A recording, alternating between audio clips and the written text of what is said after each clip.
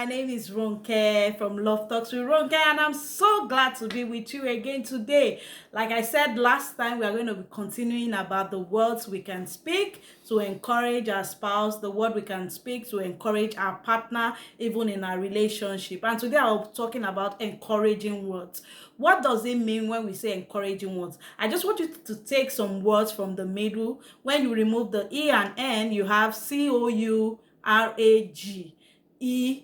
Then okay, encourage, you have en, then courage. So when you talk about encouraging words, what it just means simply is that you want to give somebody courage. You want to give somebody the boldness to do what you believe that they can do. So when we talk about encouraging words, there is no best person that can encourage you as much as your spouse can.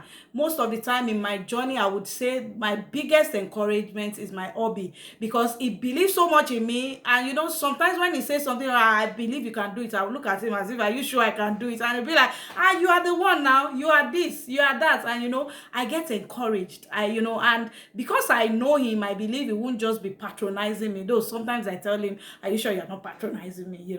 And things like that. But it gives me courage. It makes me believe in myself, so I can wake up and dream. I can believe I can do better things. So what are the do's and don'ts of encouragement? Number one thing I would mention about encouragement, which is actually the main thing, is that do not encourage people to be who you want them to be.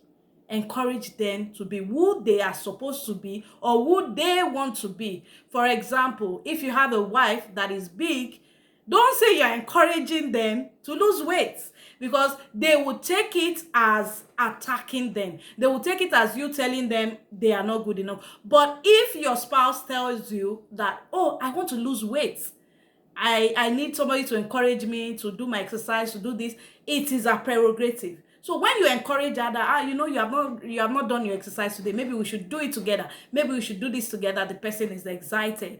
Then about who you want them to be, encourage them to showcase their strengths. As human beings, we all have strengths and weaknesses. And encouraging your spouse to be strong in the place of their weakness is one of the wrong things that can happen. And it's what most people do. You go to your friend's house, you see that the wife is a good homemaker, she can clean the house, everything looks good. Then you remember your wife is not so good with cleaning the house. Then you go to the house to fight her and keep disturbing her that, why don't you clean the house? Whereas she has another area of strength that your friend's wife might not have. The same thing with your husband. There are some things that your husband does for you effortlessly, that he does from his giftings. But when you try to force that person to be who they are not, just to satisfy your own maybe crave for show, it doesn't make sense. So when you encourage them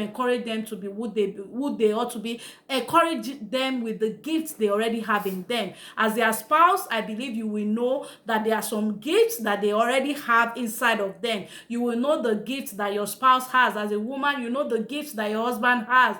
As a man, you know the gifts that your wife has. So you can use that, target that to encourage them and say, oh, this is something you can do better. Your wife can sing. Why don't you tell them, why don't you go to a studio, or why don't we just record one of your songs? The songs is so amazing. And she's like, oh, I didn't even know, I'm just singing, for leisure. No, but that it's a gift, then you can encourage her. So when we talk about courage, it's giving people courage to be who they ought to be, not just who we want them to be. See you next time. Thank you for joining us. Bye-bye.